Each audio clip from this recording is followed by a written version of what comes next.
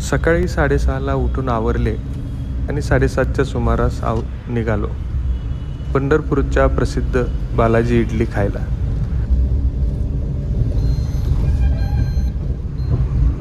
Railway bridge ओलांडून गेल्यावर market yard gate समोर गल्लीत एक छोटेसे घर वजा दुकान म्हणता येईल एवढेच हे ठिकाण.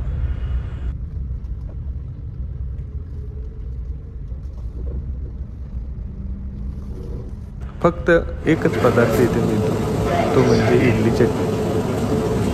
मला न विचारताच त्यांनी डबल प्लेट इडली दिली, म्हणजे 4 इडल्या. इडली अजिबात आंबट किंवा कठीण नव्हती. कधी चटणीमध्ये विरघळून गेली हे समजलेच नाही. जेव्हा पहिला घास घेतला तेव्हा इडली वेगळी खातो असे जाणवलेच नाही, एवढी ती चटणीबरोबर एकजीव झाली.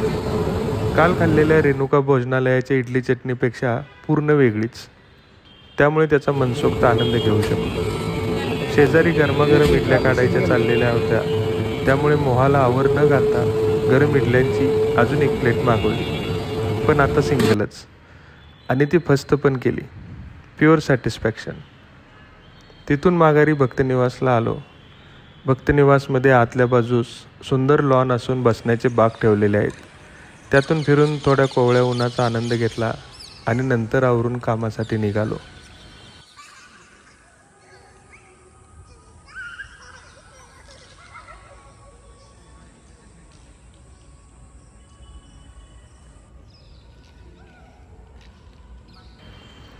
मी नाश्ता केला होता, तरी जाताना सोबत असणाऱ्या मॅडमना नाश्ता करण्यासाठी म्हणून हॉटेल स्पेशल गोल्डन टीमध्ये थांबलो.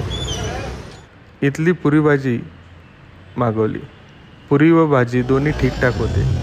मला भाजीमध्ये कांदा जरा जास्त वाटला, तरी कढी आणि मटकीची उसळ यामुळे इतरांपेक्षा जरा हटके पदार्थ होते.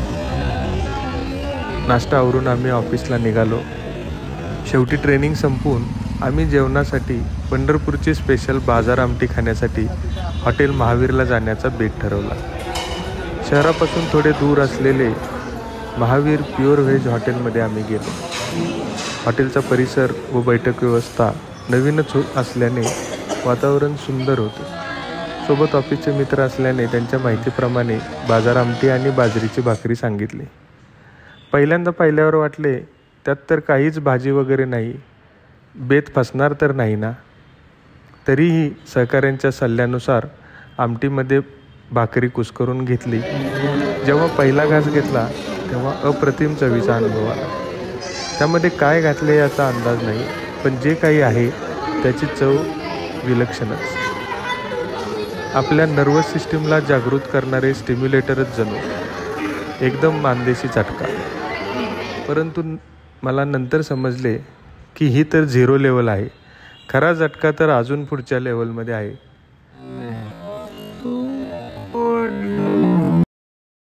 तेवढ्यात एक अनपेक्षित पदार्थ समोर आला. खवा पोळी. अगदी गरम गरम आणि वरून तुपाची धार. बघूनच छान वाटले. शुद्ध खवा, त्यामध्ये केलेली ताजी पोळी आणि त्यावर साजूक तुपाची धार.